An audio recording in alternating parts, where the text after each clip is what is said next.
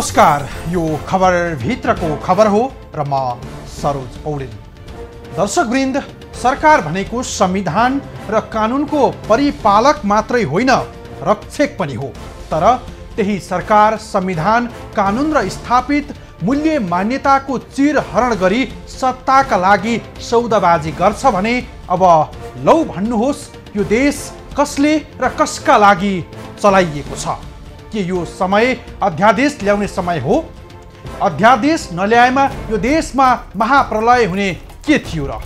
त्यो अध्यादेश देश र जनताको हितका लागि हो? होइन भने दुई तहकै अदालतबाट फैसला भएको र सर्वोच्चमा विचाराधीन रहेको टिकापुर र मधेस घटनाको मुद्दालाई सिरानीमा राखेर किन अध्यादेश जारी गर्दैछ सत्तारूढ गठबन्धन? आफै लाल आयोग गठन गरेर प्रतिवेदन लुकाउने यही देउबा सरकारले अध्यादेशको बाटो किन खोज्यो होला? यही प्रश्न सहित उपस्थित भएका छौं आजको खबर भित्रको खबरमा। कांग्रेस, एमाले र माओवादी जस्ता दलका लागि यो देश पटक पटक प्रयोगशाला जस्तै बन्ने गरेको छ, जहाँ सत्ता र स्वार्थका लागि जस्तो सुकै जघन्य अपराधलाई पनि चोख्याउन यिनीहरूले अनेकन हरकत गर्दै आए र गर्छन् पनि। त्यसको निरन्तरता हो देउबा नेतृत्वको सरकारले ल्याएको यो अध्यादेश, जुन देउबा सरकारको पछिल्लो नाङ्गो नाच हो।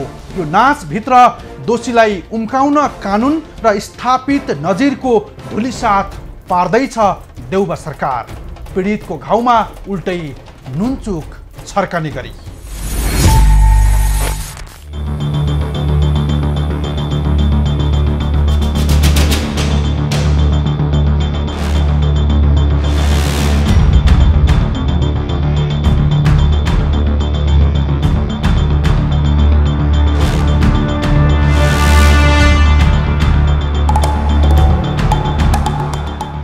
सत्ता स्वार्थका लागि अपराधको राजनीतिकरण, अध्यादेशबाटै उन्मुक्तिको तयारी। 2072 भदौ 7 को त्यो टिकापुर घटनाको बर्बरताले आज पनि आफन्त र पीडित परिवारका आँसु उभाएका छैनन्। विभत्स र हिंस्रक घटनाले प्रहरी सहित सर्वसाधारणको ज्यान गएको थियो।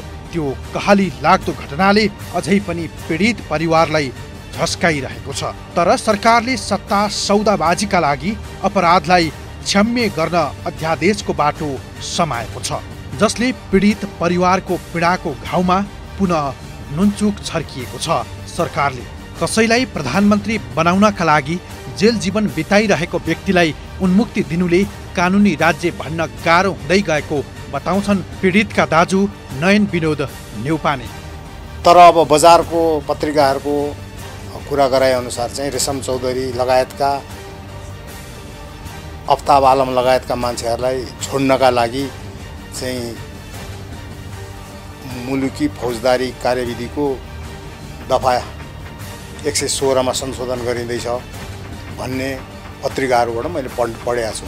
अब त्यो 116 मा चाहिँ ती अपराधीहरू जो अहिले अपराध प्रमाणित भएर एकजना त जेलमै छ, अर्कोको चाहिँ के मुद्दा फैसला हुन बाँकी छ, ती अभियुक्त र अपराधीहरूको लाई छोड्नका लागि चाहिँ त्यो ऐनमा संशोधन गरिँदैछ भने त्यो ऐन अहिले तत्काल संशोधन गर्न आवश्यक छैन, राष्ट्रै नचल्ने अवस्था होइन।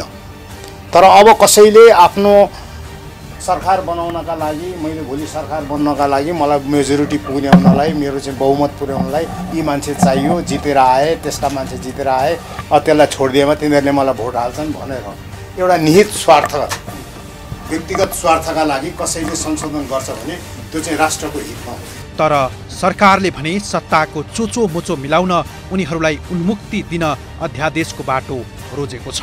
गएको आइतबारको मन्त्री परिषद बैठकको निर्णयले टिकापुर घटना लगायतका घटनामा मुछिएर सजाय भोगिरहेकाहरूलाई उन्मुक्ति दिँदैछ, त्यो पनि सत्ता स्वार्थका लागि। मुलुकी फौजदारी कार्यविधि संहिता पहिलो संशोधन अध्यादेश 2079 जारी गर्न राष्ट्रपति समक्ष सिफारिस गर्यो सरकारले, जुन नयाँ जनादेशको अपमान त हो नै, त्यसैमा पनि अपराधको राजनीतिकरण गर्न खोजिएको छ। त्यो पनि राज्यको प्रत्यक्ष संरक्षणमा। यतिसम्म कि तत्कालीन ओली सरकारले अध्यादेश जारी गरेको विरुद्ध विज्ञप्ति जारी गर्ने कांग्रेस सभापति तथा प्रधानमन्त्री शेरबहादुर देउबा आफैले भने अध्यादेश जारी गर्न सिफारिस गरे राष्ट्रपतिलाई। जहाँ सरकारले जे जस्तो रवैया र स्वेच्छाचारी देखायो यसले गलत परम्पराको थालनी भएको बताउँछन् पूर्व प्रधान न्यायाधीश अनुपराज शर्मा। संविधानमा राष्ट्रपतिलाई कुनै पनि सजाय माफी दिने अधिकार छ, घटाउने अधिकार, कम्प्लिटली माफी दिने, तर कानुन बमोजिम कानुन छैन। कानुन नभए हुनाले कानुनको निर्माण गरेर सक्छ, तर अहिले त छल्न खोज्यो यदि अध्यादेश हो भने। किन यो सरकारले काम चलाउ, सरकार निर्वाचन भइसक्यो, सांसदहरू आइसके, खालि अब जुट्नु बाँकी छ, त्यो पनि 1 हप्ता 10 दिनमा आयो। त्यसकारण यो चाहिँ संविधान त कानुन बन्न सक्छ, तर कानुन नबनाएर अध्यादेश मार्फत गर्नुको पछाडि केही निहित उद्देश्य देखिन्छ। यो चाहिँ राम्रो परम्परा हो।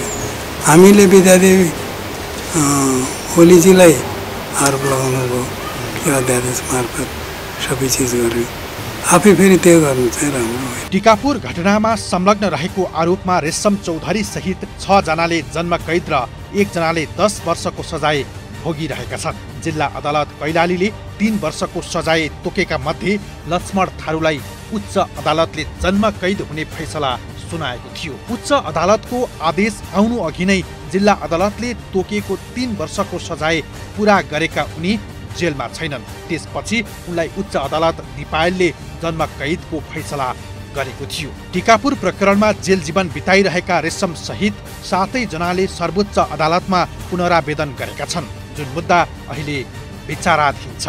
उता सरकारले अध्यादेश मार्फत नागरिक उन्मुक्ति पार्टीका संरक्षक रेशम चौधरी र सीके राउत नेतृत्वको जनमत पार्टीका कार्यकर्ताको मुद्दा फिर्ता गर्ने गरी अघि बढेको छ। सरकारको यो कदम संसद छल्नेदेखि अपराधलाई राजनीतिकरण गर्न सारिएको भन्दै सर्वत्र आलोचना भइरहेको छ। यति मात्रै होइन, सत्तारूढ कांग्रेस भित्रै महामन्त्री द्वय गगन थापा र विश्वप्रकाश शर्माले कडा आपत्ति जनाएका छन्। तर सरकारले भने अध्यादेशको बचाउ गरिरहेको छ। देशको आवश्यकता भएकाले नै अध्यादेश ल्याउन परेको दावी गर्छन् सरकारका प्रवक्ता ज्ञानेन्द्र बहादुर कार्की। मुलुकलाई आन्तरिक एकताका साथ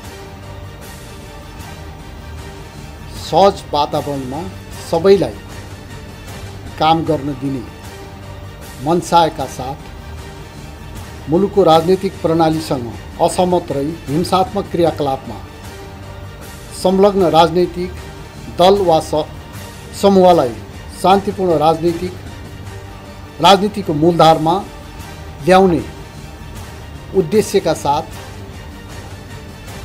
यो अध्यादेश हामीले सम्माननीय राष्ट्रपतिमा सिफारिस गरेका छौँ र यो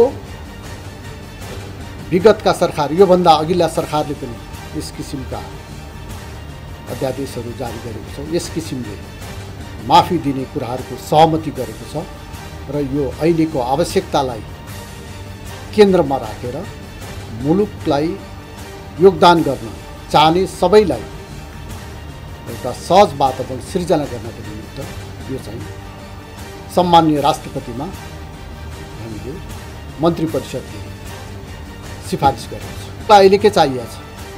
मुलुकलाई अहिले शान्ति चाहिएको छ, एकता चाहिएको छ, विकास र समृद्धि चाहिएको छ।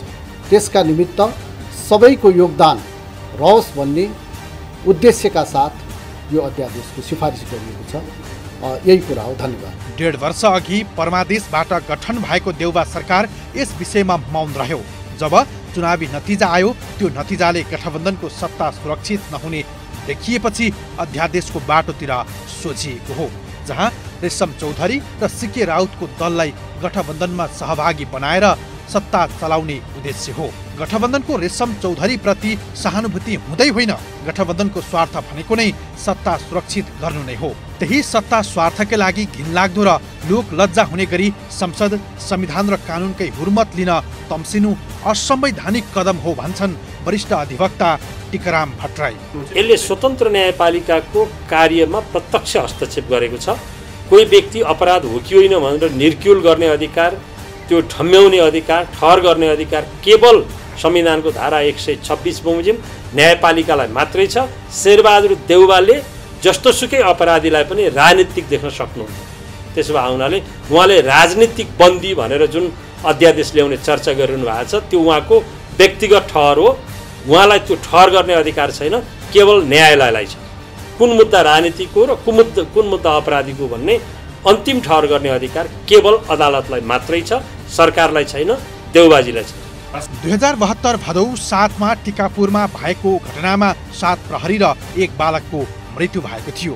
घटनाको अर्को दिन थारूहरूका घर जलाइएका थिए भने 58 जनामाथि मुद्दा चलाइएको थियो। मुद्दा चलाइएका मध्ये 31 जना अहिले पनि फरार छन्। बाँकी 27 जना मध्ये कैलाली जिल्ला अदालत र उच्च अदालत दिपायलबाट सजाय सुनाइएका 7 जनाले अहिले जेल जीवन बिताइरहेका छन्।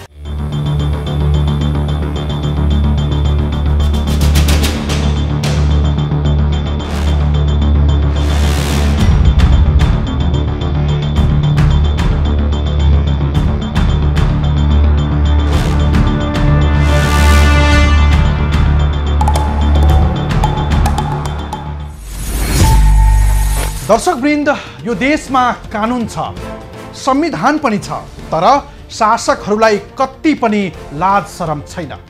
राजनीतिक स्वार्थका लागि उनीहरू संविधान र कानुन त के देश नै लिलाम गर्न पनि पछि नपर्लान् भन्ने ठाउँ दिएको छ। टिकापुर घटनामा दोषी ठहर भएका रेशम चौधरी लगायतलाई उन्मुक्ति दिने योजनाले टिकापुर सहित मधेसमा भएका यस्ता घटनाको अध्ययन र अनुसन्धान गर्न माओवादी अध्यक्ष पुष्पकमल दाहाल प्रधानमन्त्री भएको बेला लाल आयोग गठन भयो। त्यसपछि बनेको देउबा सरकारलाई आयोगले प्रतिवेदन बुझाए पनि किन लुकाइयो होला अहिलेसम्म त्यो प्रतिवेदन? प्रसङ्ग जोड्नेछौँ तर छोटो विश्रामपछि। दर्शकवृन्द, पूर्व न्यायाधीश गिरीश चन्द्र लालको संयोजकत्वमा 2073 साउन 31 गते आयोग गठन भएको थियो। आयोगले यिनै देउबाको यस अघिको कार्यकालमा प्रतिवेदन बुझाएको पनि थियो, तर आजसम्म प्रतिवेदन सार्वजनिक गरिएको छैन।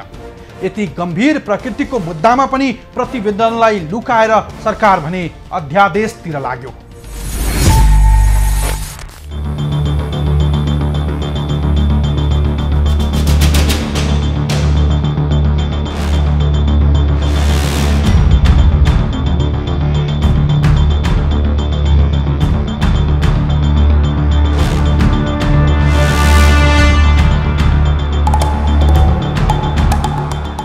तत्कालीन पुष्पकमल दाहाल नेतृत्वको सरकारले टिकापुर र मधेस आन्दोलनमा भएको क्षतिको अध्ययन गर्न लाल आयोग गठन गरेको थियो।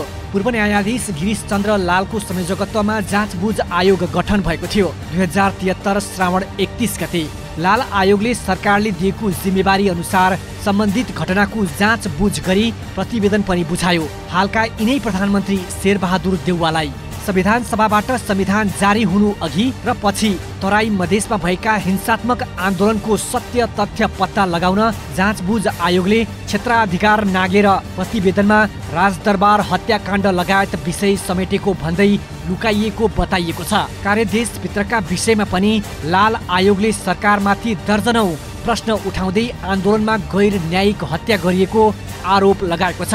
तर सरकारले प्रतिवेदन 6 वर्षदेखि लुकाइरहेको छ, जुन सत्ताका लागि मात्रै उपयोग गरिएको बताउँछन् पूर्व मन्त्री केशर बहादुर बिष्ट। जब आयोग बन्यो, आयोगले रिपोर्ट दिएपछि त्यो रिपोर्ट सार्वजनिक हुनु पर्दैन। रिपोर्ट सार्वजनिक होस्, व्यक्तिलाई अन्याय भएको छ भने उसले न्याय पाओस्। Justice delayed is justice denied also भन्छ नि। निसाफ दिनलाई ढिला गर्नु भने त्यो अन्याय गर्नु पनि हो। उहाँमाथि अन्याय भएको भए त्यो उहाँले न्याय पाउनुपर्छ, तर त्यसको विधि छ नि। यो कुनै तरिका हो विधिको? मान्छेलाई तपाईँ अङ्कुशीमा हालेर त्यसको दुरुपयोग गर्ने, यो गैर राजनीतिक, गैर प्रजातान्त्रिक, गैर न्यायिक र गैर नैतिक कुरा। अब यो सरकार र यी मान्छे नै सबै त यस्तै हुन्। आयोग गठन गर्ने तत्कालीन प्रधानमन्त्री पुष्पकमल दाहाल पनि यही गठबन्धनको निर्णायक पात्र हुन्। उनै सरकारले पूर्व न्यायाधीश गिरीशचन्द्र लालको संयोजकत्वमा आयोग गठन गरेको थियो। यही आयोगले तयार गरेको प्रतिवेदन सार्वजनिक गर्नुपर्ने विषय उठिरहे पनि सरकार मौन छ अझै। हरेक पटक सत्ता फेरबदल र राजनीतिक किचलो चलिरहँदा तराई मधेस केन्द्रित दलबाट लाल आयोगको प्रतिवेदन सार्वजनिक गर्ने माग उठ्छ। हरेक पटक सत्ताको नेतृत्व गर्नेले प्रतिवेदन सार्वजनिक गर्ने प्रतिबद्धता गर्छ, तर प्रतिवेदन सार्वजनिक भइरहेको छैन। 1.5 वर्ष अघि परमादेशबाट गठन भएको शेरबहादुर देउवाको नेतृत्वको सरकारले आफ्नो साझा न्यूनतम कार्यक्रमभित्रै लाल आयोगको प्रतिवेदन सार्वजनिक गर्ने विषय खोसेको थियो। तर अध्यादेश ल्याएर मुद्दा फिर्ता लिन तयार हुने देउवा सरकारले किन लाल आयोगको प्रतिवेदन सार्वजनिक गर्दैन भन्ने मूल प्रश्न हो यो। आयोगले 2074 मङ्सिर 29 गते तत्कालीन प्रधानमन्त्री शेरबहादुर देउवा समक्ष 709 पृष्ठ लामो प्रतिवेदन बुझाएको थियो।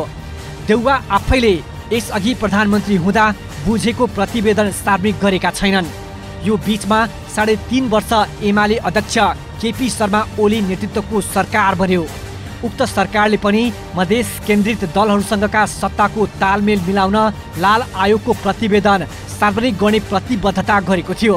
तर प्रतिवेदन न देउवा सरकारले सार्वजनिक गर्यो न त ओली सरकारले नै। तराई मधेस र थरुहटको आन्दोलनकै मुद्दामा हाल सांसद रेशम चौधरी कारागारमा छन्। अन्य धेरै व्यक्तिहरूमाथि मुद्दा छन्। जहिल्यै सत्ताको राजनीतिक सौदाबाजीमा जोडिने लाल आयोगको प्रतिवेदनमा खास त्यस्तो कुरा के छ जो सार्वजनिक गर्न मिल्ने वा नमिल्ने भन्नेमा किन मौन छन्? किन निकै ठुलो राजनीतिक खिचातानी चल्छ? यो यो यो जुन तरिका गरिरहनु भएको छ नि, त्यो त घोर आपत्तिजनक तरिका हो। व्यक्ति चाहिँ नि को बारेमा मेरो केही भन्नु छैन, उहाँलाई त्यस्तो पाउनुपर्ने होला। तर चाहिँ नि यो चाहिँ नि घोर आपत्तिजनक, लज्जास्पद र एउटा गैर जिम्मेवारपूर्ण निर्लज्ज नालायक मान्छेहरूले गर्ने काम, बेइमान राष्ट्रद्रोह गर्ने काम भनेको यो। त्यसो भएर मैले बारम्बार सधैँ भन्ने गरेको छु, हेर्नुहोस् यो देशको संविधानै सबैभन्दा आपत्तिजनक छ।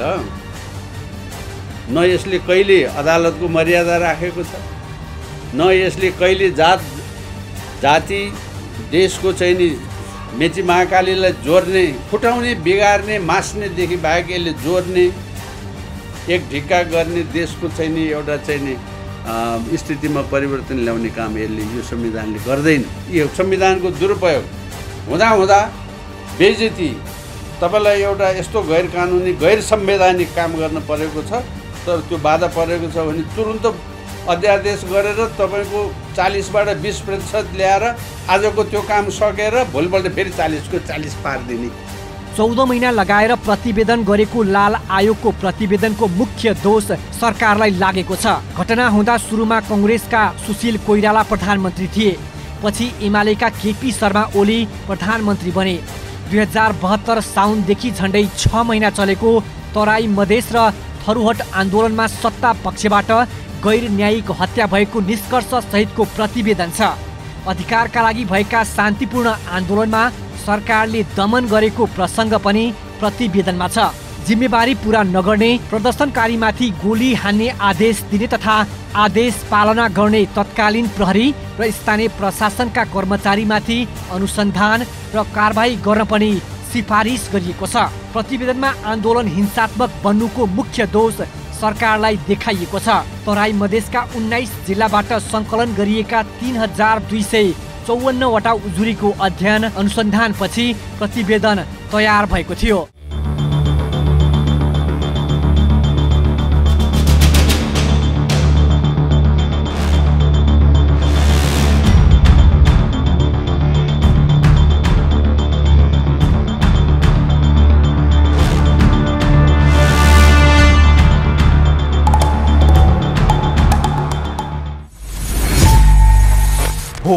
देउवा सरकार मात्रै होइन, यस अघिको ओली सरकारले पनि थारूहट थारूवान सङ्घर्ष समितिसँग 6 बुँदे सम्झौता गर्यो, जहाँ टिकापुर घटनामा संलग्न दोषीहरूलाई उन्मुक्ति दिने भनिएको थियो।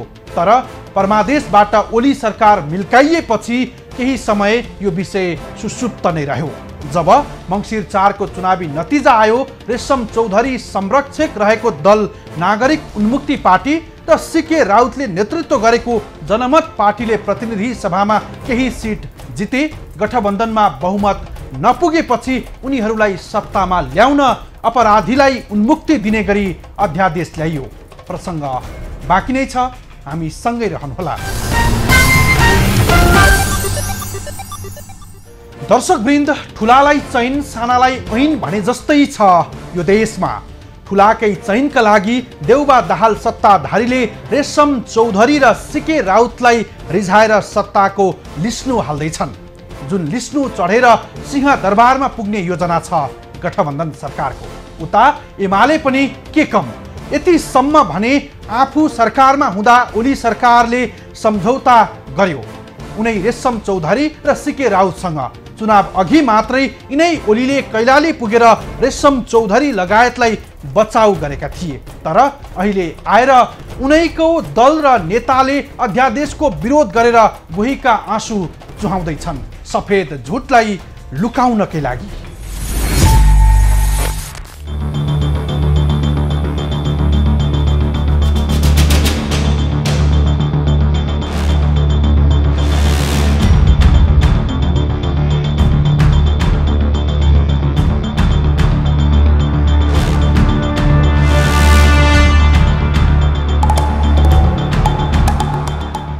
के थियो टिकापुर घटना? अध्यादेशले रेशम चौधरी छुट्लान्। कामचलाउ देउबा सरकारले आफ्नो राजनीति र नैतिक हैसियत गुमाएकै बेला जुन अध्यादेश जारी गर्न सिफारिस गर्यो त्यो अध्यादेश राष्ट्रपतिबाट जारी भए पनि टिकापुर घटनामा दोषी ठहर भएकाले उन्मुक्ति नपाउने देखिन्छ। किनकि त्यस्ता प्रकृतिका मुद्दा सम्बन्धीका नजिर र कानुनी बन्दोबस्ती छ, जसका कारण रेशम चौधरी लगायतका व्यक्तिहरू अझै उन्मुक्ति पाउने छैनन्। कानुनी व्यवस्था र सर्वोच्च अदालतको माग निर्देशनात्मक आदेशकै कारण असम्भव देखिन्छ भन्छन् पूर्व महान्यायाधिवक्ता रमण श्रेष्ठ। अब न्यायालयले पनि हिजोको दिनमा यो मुद्दा मामिलाको सम्बन्धमा धेरै त्यस्ता कतिपय ठिक फैसला छन्, कतिपय गलत फैसला छन्। अझ कति त तपाईँले हेर्नुभयो भने जुन एकदम निर्मम अपराधको परिभाषाको सन्दर्भमा पनि अदालतले फैसला गर्दा गलत गरिरहेको छ होइन। त्यसैले न्यायालयले ठिक गरिरहेको छ भन्ने मात्र पनि होइन। तर कुरो के न्यायालयलाई चाहिँ दबाब भन्ने प्रश्न पनि हुँदैन। यसले ल्याएपछि अध्यादेशको बारेमा मुद्दा पऱ्यो भने त अदालतले बोल्नुपर्ने हुन्छ, बोल्छ। फेरि मुद्दा विचार दिन्छ, त्यो फेरि त्यसलाई पनि यसले छेक्दैन। यो छुट्टै प्रक्रिया हो होइन। जस्तो भन्नुहोस् न, तपाईँ कति 40% 50% बसिसकेपछि छुट दिने व्यवस्था त छँदैछ होइन। कुनै त्यस्तो विशेष अवस्था पऱ्यो भने त्यो बेलामा चाहिँ माफी दिने होइन, त्यो जुन कैददेखि लिएर सबै माफी दिने व्यवस्था संविधानमा छ। यस्तो जरुरी हुन्छ किनभने सबै कुरो व्यक्तिगत रूपले घटाएका घटनाहरू र होइन राज्यको विरुद्ध अथवा परिवर्तनको लागि होइन जुन आन्दोलनहरू भए हुन्छन् त्यस्तो बेलामा चाहिँ यस्तो जरुरी पनि हुन्छ। तर सवाल के हो भने सरकारले के गर्नुहुन्छ, त्यो एउटा सेल्फ डिसिप्लिन भनौँ, आत्मसंयमता भन्छ नि, त्यो त हुनु जरुरी छ होइन। डेमोक्रेसी हो, अनि डेमोक्रेसीमा भएको सरकारले सबै कुरो गर्न पाइन्छ भनेर जाँदाखेरि त उयो ओलीजीले चाहिँ संसद विघटन गरे जस्तो हुन्छ होइन। आखिर अदालतले इन्टरभेन गर्नु पऱ्यो। त्यस्तै कुरो आयो भने अदालतले इन्टरभेन गर्नुपर्ने हुन्छ। फेरि अध्यादेश आउनुपर्ने, अध्यादेशको छुट्टै जुरिस्प्रुडेन्स आएको छ, कस्तो बेलामा अध्यादेश ल्याउने, के विषयमा अध्यादेश ल्याउने होइन। अनि अहिले अब संसद नयाँ आएछ, त्यो जरुरी विषय पनि थिएन किनभने अब तपाईँ 10-15 दिनपछि त संसद हुन्छ। सरकारले स्वेच्छाचारी रूपमा मुद्दा फिर्ता लिन नसक्ने गरी सर्वोच्च अदालतले नजिर प्रतिपादन गरेको छ। मुद्दा फिर्ता विरुद्ध परेका विभिन्न 7 रिटको सुनवाई गरी 2072 पुसमा सर्वोच्च अदालतको संवैधानिक इजलासले भनेको थियो मुद्दा फिर्ता लिने मन्त्री परिषदको निर्णय संविधान प्रचलित कानुन अदालतले प्रतिपादन गरेको नजिर र मन्त्री परिषदले बनाएको आफ्नै मापदण्ड अनुरूप नभई दलको सिफारिसमा नितान्त राजनीतिक आधारमा स्वेच्छाचारी र भेदभावपूर्ण भएकाले खारेज हुन्छ भनिएको छ।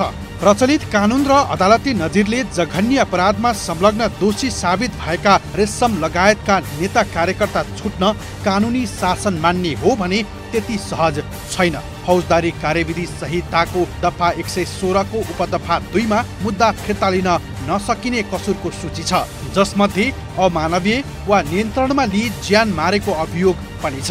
टिकापुर घटनामा कतिपय प्रहरीलाई नियन्त्रणमा लिएर र कतिपयलाई लखेटेर घोची मारिएको अभियोग छ। यस आधारमा पनि यो मुद्दा फिर्ता लिन त्यति सहज देखिँदैन सरकारलाई। कानुनको नजरमा दोषी तर जनमतबाट अनुमोदन। हाल दिल्ली बजार कारागारमा जन्म कैदको सजाय भोगिरहेका रेशम चौधरी यसअघि 2074 को निर्वाचनमा कैलाली 1 बाट प्रतिनिधि सभा सदस्यका लागि विजयी भएका थिए। त्यतिबेला प्रहरीको फरार सूचीमा रहेका चौधरी विपक्षी भन्दा 21,000 बढी मतले विजयी भएका थिए। तर भर्खरै सम्पन्न मङ्सिर 4 को प्रतिनिधि सभा सदस्यका लागि उनको उम्मेदवारी आयोगले खारेज गरेको थियो। कानुनको नजरमा चौधरी दोषी प्रमाणित भइसकेका छन्, तर उनलाई राजनीतिक प्रतिशोधको आधारमा फसाइएको नागरिक उन्मुक्ति पार्टीकी अध्यक्ष रञ्जिता श्रेष्ठ दावी गर्छिन्। सरकारले अध्यादेश जारी गरेको छ, यो चाहिँ हाम्रो लागि सकारात्मक कुरा हो। अब यो सरकारको अध्यादेश चाहिँ अब राष्ट्रपति समक्ष जान्छ अनि राष्ट्रपतिबाट चाहिँ यो कुरा अब सिग्नेचर भएर उहाँबाट चाहिँ भएपछि अनि नयाँ कार्यविधि तयार हुन्छ, त्यसपछि मात्र प्रक्रियागत रूपमा सुरु हुन्छ। अब चौतर्फी विरोधको बारेमा त मैले के भन्नु र जुन सरकारले गर्नुभयो त्यो हाम्रो लागि एकदम सकारात्मक कुरा हो। अब सरकारले गर्नुभएको कुरालाई अब अरूले विरोध गर्छ भने त हामी 2074 को प्रतिनिधि सभाको निर्वाचनमा विजयी भएका रेशम चौधरी सांसदको शपथ पनि लिएका थिए। तत्कालीन सभामुख कृष्ण बहादुर महराले उनलाई शपथ खुवाएका थिए, तर उनको संसद यात्रा जेलमै बित्यो। तर अहिले सरकारले बहुमत पुर्याउने नाउँमा रेशम चौधरी लगायतका दोषीहरूलाई उन्मुक्ति दिन अध्यादेशको बाटोबाट अघि बढेको छ। रेशम चौधरीमाथि राजनीतिक प्रतिशोधमा फसाइएको भन्दै थारू समुदायका अगुवाहरूले विरोध गर्दै आएका थिए। यद्यपि सरकारले अध्यादेशको माध्यमबाट राजबन्दी रिहाईको भाष्य प्रयोग गरेर उन्मुक्ति दिन खोज्दैछ, जसप्रति थारूहट सङ्घर्ष समितिका केन्द्रीय सदस्य दिलबहादुर चौधरीले न्यायोचित भएको बताए। मेरो विचारमा त यो एकदमै स्वागत योग्य कुरा हो, किनभने यो संविधान जारी हुनुभन्दा पहिलेकै घटना हो र यो एकदमै राजनीतिसँग जोडिएको घटना भएकोले यो स्वागत योग्य कुरा हो। किनभने अझै पनि जस्तै अब मैले बुझेको के हो भने अब यो रेशम चौधरी लगायतका जुन मान्छे चाहिँ जेल भोगिरहेका छन् हैन, र यो मुद्दा अझै पनि चालु छ, फरार अवस्था देखाएको छ। उतातिर सिके राउतको अवस्था छ अनि त्यो हाम्रो के अरे विप्लवको कुरा छ हैन। अब देशलाई एकदमै शान्तिपूर्ण प्रक्रिया उसमा लाने हो भने यो राजनीतिक मुद्दालाई चाहिँ समाधान गर्न बिल्कुलै आवश्यक छ जस्तो मलाई लाग्छ। जुन प्रयास सरकारले गरेको छ अहिले एकदम यो स्वागत योग्य छ, किनभने यो धेरै वर्षदेखि लडाइँ लड्दै आएको कुरा हो र त्यसमा पनि जुन टिकापुर घटना घट्यो र जसरी थारूहरूलाई एउटा निर्दोष थारूहरूलाई जुन किसिमले मुद्दा लगायो, जेल थुनियो र अहिले आएर जुन छोड्ने प्रयास सरकारले गरेको छ अध्यादेश ल्याएर त्यो एकदम स्वागत योग्य छ। यसपालि चौधरी संरक्षक रहेर नागरिक उन्मुक्ति पार्टी गठन गराएर उम्मेदवार उतारेका थिए। यस पार्टीले प्रत्यक्षतर्फ कैलाली 1, 2 र 3 गरी 3 सिट जितेको छ। त्यस्तै बर्दिया 2 बाट रेशमका बुबा लालवीर पनि स्वतन्त्र उम्मेदवारका रूपमा विजयी भएका छन्। सरकारले ल्याउन खोजिरहेको अध्यादेशलाई एक पक्षले न्यायको रूप दिँदै स्वागत गर्न खोजिरहेका छन् भने अर्को पक्षले सत्ता स्वार्थको लालछना लगाइरहेका छन्। तर यो अध्यादेश सत्ता स्वार्थ हो या न्याय हो भन्ने जनतामा चासोको विषय बनेको छ। रेशम चौधरीसँग ओली नेतृत्वको सरकारले पनि गरेको थियो 6 बुँदे सहमति। टिकापुर घटनाको दोषीमा जेल जीवन बिताइरहेका रेशम चौधरीलाई उन्मुक्ति दिन यसअघि ओली सरकारले पनि खुट्टा उचालेको थियो। 2078 जेठ 18 गते तत्कालीन ओली सरकार र थारूहट थारूवान संयुक्त सङ्घर्ष समिति बीच 6 बुँदे सहमति भएको थियो। सहमतिको पहिलो बुँदामा थारूहट थारूवान आन्दोलनका क्रममा टिकापुरमा मुछिएका सबैको मुद्दा फिर्ता लिने भन्ने थियो। यति मात्रै होइन, मङ्सिर 4 को निर्वाचन अघि कैलालीको सभामा एमाले अध्यक्ष केपी ओलीले नै रेशमको बचाउ यसरी गरेका थिए। मलाई थाहा छ यहाँका थारू नेता जेलमै छ। अनेकौं हजार मान्छे मरे, जेलमा हुनु परेन। यहाँ हुँदै नभएको मान्छेलाई मुद्दा लगाएर, अर्को मान्छेलाई मुद्दा लगाएर यहाँ हुँदै नभएका रेशम चौधरी त्यस बेला यहाँ थिएनन्, उनलाई मुद्दा लगाउनु पर्ने कुनै कारण थिएन। मैले थारू समुदायसँग, थारू समुदायका नेताहरूसँग 6 बुँदे सम्झौता गरेर ती समस्याहरूको समाधान गरौँला भनेर प्रतिबद्धता जनाएको थिए, सम्झौता गरेको थिए। तर सरकार गयो, अहिलेको सरकारले 10 महिनासम्म कुनै समस्याको समाधान गरेन। कुनै समस्याको भोटको राजनीति गर्छ, समस्या समाधान गर्दै। थारू कल्याणकारीलाई बोलाएर मैले सहमति गरेको थिएँ र तपाईँहरूका यी कामहरू म गरिदिन्छु भनेर प्रतिबद्धता जनाएँ। हाम्रो गृहमन्त्री उहाँहरू अनसन बसेका ठाउँमा, धरना दिएका ठाउँमा आफै गएर पोलिटिक कसेर बसेर माग पुरा गर्छु भन्नुभयो। तर सरकार गयो, तपाईँहरूलाई थाहा छ। आगामी दिनमा यस्ता समस्याहरू कायम राख्ने होइन, समाधान गर्दै देश विकासका काममा हामी सबै अगाडि बढ्नुपर्छ। यस कुराको ध्यानकर्षण गर्न पनि म कैलाली जस्तो बढी संवेदनशील जिल्लामा आएको। तर यति बेला एमालेले सफेद झुटको बोली फेरेको छ। यतिसम्म लोकै लजाउने हरकत गरेका छन् कि त्यो दल र तिनका नेता कार्यकर्ताले आफ्नो अनुकूल हुँदा सहमति गर्ने एमाले जनहरू अध्यादेशको विरोधमा सडक तताएका मात्रै छैनन्, सत्ता सौदाबाजीका लागि टिकापुर घटनामा संलग्नहरूको सरकारबाट मुद्दा फिर्ता लिनु गलत भएको भन्दै दोहोरो चरित्र देखाएका छन्। यो काम गर्नु नै गलत हो। पहिला जुनसुकै किसिमको होस्, अहिले यतिखेर अध्यादेश ल्याउनु, पहिलो कुरा त अध्यादेश ल्याउने आफैमा गलत काम हो। यो तहको सरकारले ल्याउन मिल्दैन। अहिले यो चाहिँ यो असंवैधानिक हो र संविधान विरोधी काम हो। यो मेरो आफ्नो बुझाइमा एमालेले यसरी बुझ्छ। दोस्रो विषय भनेको चाहिँ मनमै एउटा राखेर बाहिर एउटा प्रचार गरेर यस्तो ल्याउनु पनि हुँदैन। फौजदारी अभियोगको सन्दर्भमा आचार संहिता, फौजदारी संहिताको बारेमा यहाँले भन्नुभयो। मनमा चाहिँ इटा भट्टामा मान्छे पोलेर मारिएको आरोप लगाएको मान्छेलाई निकाल्ने योजना बनाउने, बाहिर प्रचारमा चाहिँ चर्चामा रहेका, जेलभित्र रहेका राजनीतिक कर्मीको नाम राख्ने हिसाबले जुन गृह कार्य गर्न खोजिँदैछ नि, यो अर्को षड्यन्त्रपूर्ण काम हो जस्तो लाग्छ। त्यस कारणले गर्दा अपराध र राजनीतिलाई मिसाउने र अपराध र राजनीतिलाई उस्तै हो। हातमाथि पर्दाखेरि राजनीतिलाई अपराध गर्ने, राजनीतिलाई अपराधीकरण गर्ने, अपराधलाई राजनीतिकरण गर्न सकिन्छ भनेर जुन दृष्टान्त दिन खोजिरहेछ गठबन्धनले, यो चाहिँ एमालेले यसलाई चाहिँ गलत ठान्छ।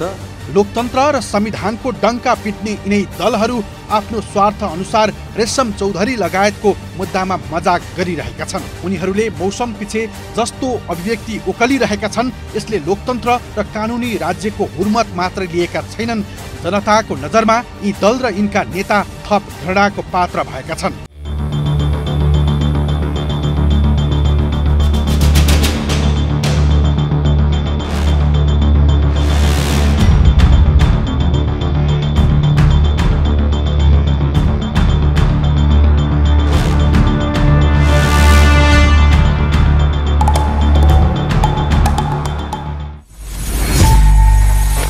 दर्शकवृन्द, यी तीनै अनुहारहरू हुन् जो करिब 33 वर्षदेखि सत्तामा ओहोर दोहोर गर्दै आएका छन्। यिनीहरूले यस्तो हरकत त यस पटक मात्रै गरेका होइनन्।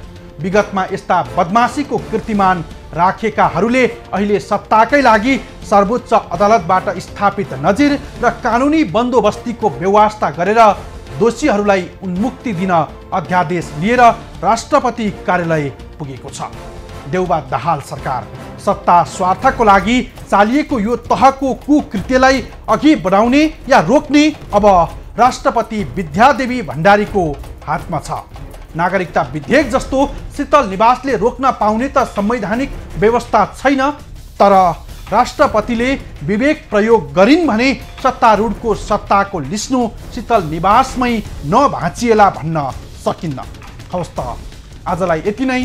भोलि अर्को खास विषय लिएर उपस्थित हुनेछौँ। खबरभित्रको खबरका लागि हेर्दै रहनुहोला एभी न्युज खबर। नमस्कार।